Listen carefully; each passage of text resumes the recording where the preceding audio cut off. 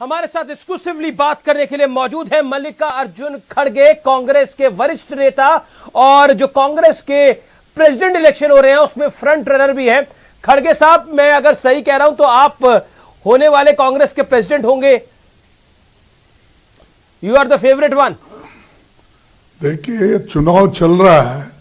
चुनाव में डेलीगेट्स जो निर्णय लेंगे उसको सभी को स्वीकार करना पड़ेगा। और चुनाव में ये तो घर का चुनाव है और जब संगठन का चुनाव होता है इसमें उतना कि बहुत ही एक दूसरे पर कहने का मौका नहीं रहता और कहना भी नहीं चाहिए। मेरा अगला सवाल आपसे यही है कि अगर आप कांग्रेस के अध्यक्ष का चुनाव जीत जाते हैं, अगर आप कांग्रेस के अध्यक्ष का चुनाव, खड़गे साहब आवाज मिल रही है आपको मेरी? अगर आप कांग्रेस के अध्यक्ष का चुनाव जीत जाते हैं तो क्या पार्टी के अच्छे दिन आ जाएंगे? देखो, कोशिश करना हमारा काम है और हर इंसान कोशिश और जो होप्स होते हैं, आशा पे आदमी काम करता है और यशस्वी अपेक्षा करता है।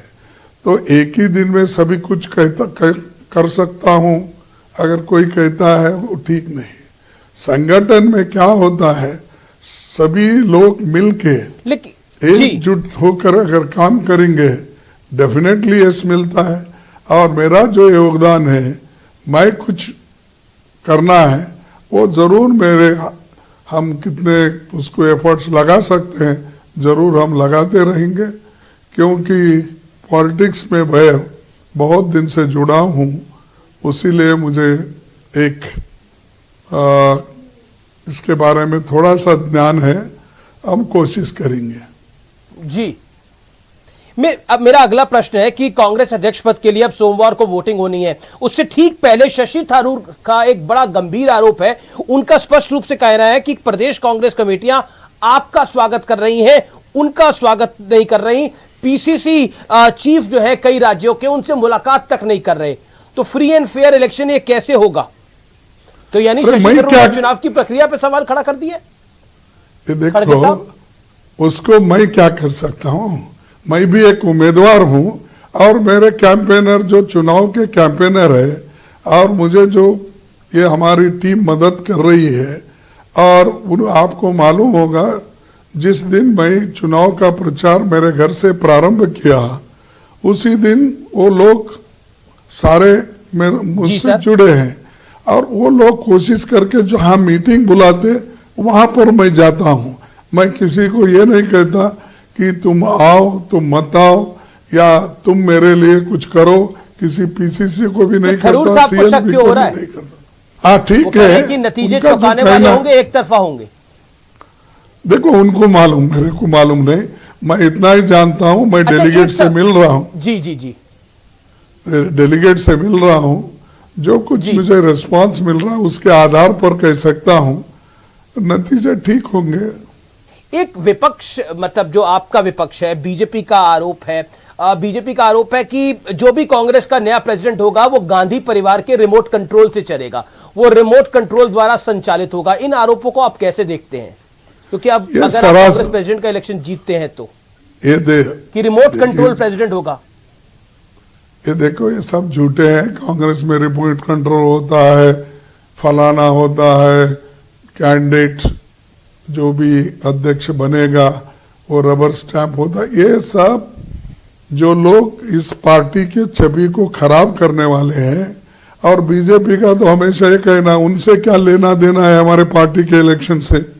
उनके पार्टी में कुछ इलेक्शन हुए, डेलीगेट्स हैं, इलेक्शन अथॉरिटी है, क्या उसके तहत उनका चला है? सब वो आज तक जितने भी उनके प्रेसिडेंट बने सभी कंसेंसस पे बने हैं। और वैसे लोग हमको डेमोक्रेसी का सबक सिखा रहे हैं। और बहुत से लोग ये सवाल मुझसे पूछते हैं, मुझे बड़ी चिंता होती है।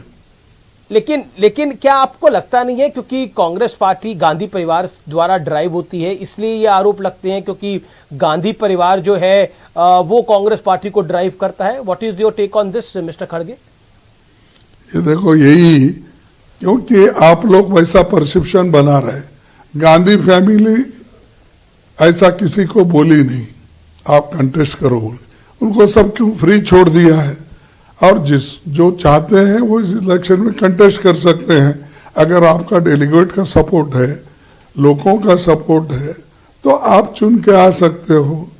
तो ये सिर्फ गांधी परिवार, गांधी, देखिए बार बार गांधी परिवार बोलने से ये अच्छा नहीं होगा, क्योंकि ये गांधी परिवार part and parcel of Congress है और कांग्रेस में हर लोग जुड़े हुए हैं, जिसका उसका नेतृत्व जब श्रीमती सोनिया गांधी जी ने 20 साल किया और राहुल गांधी जी ने 2 साल किया, नेचुरली लोग कन्याकुमारी से लेकर कश्मीर तक उनको जानते हैं, बंगाल से लेकर सौराष्ट्र तक जानते हैं।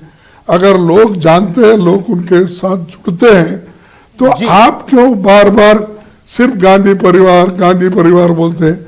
वो कांग्रेस के पार्ट एंड पार्सल अविभाज्य अंग है, तो ये कहना गलत है। लेकिन आपको भी गांधी परिवार का कैंडिडेट ही माना जाता है, आप भी आला कमान की चॉइस थे।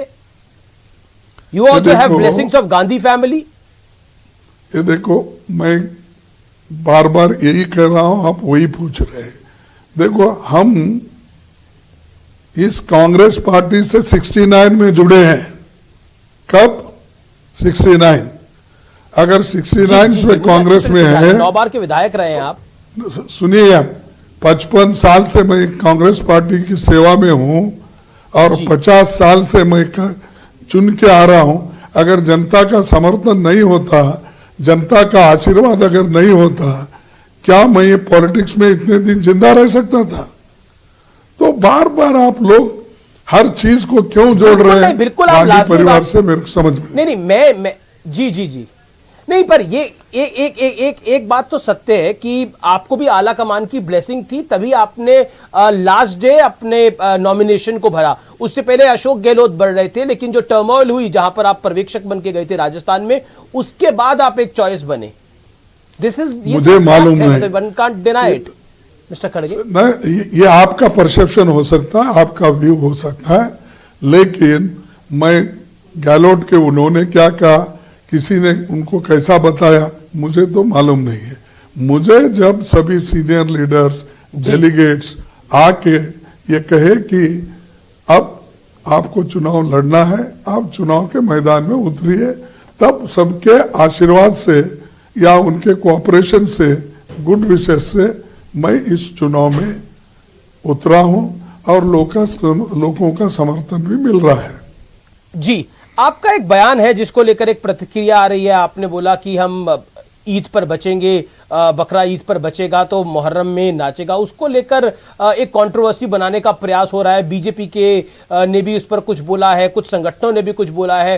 What is your take on that? क्या कहना चाहते हैं आप उसके ऊपर? देखो, उस पर मैं बहस फिर करना नहीं चाहता।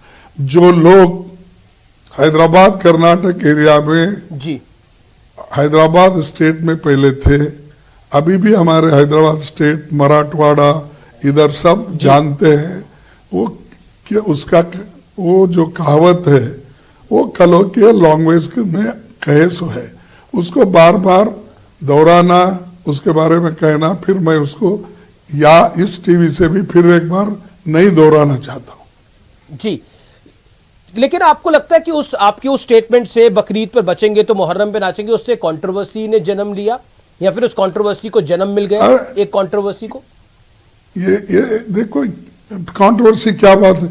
जब आप लोग जाके उधर देखिए ना, हर भाषा में एक कहावत होती है, उसके तहत तो कलोकियल लैंग्वेज में वैसा बोलते हैं।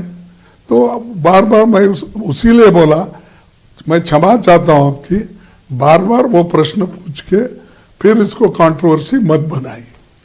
ठीक है, मेरा अगला सवाल है, हिजाब को लेकर आज एक जजमेंट आया है सुप्रीम कोर्ट का, और उसमें एक जो बेंच था उसमें एक जज ने एक ऑर्डर दिया है, दूसरे जज ने दूसरी बात कही है। Where does Congress stand? आपका टेक क्या है इस पूरे मामले पर?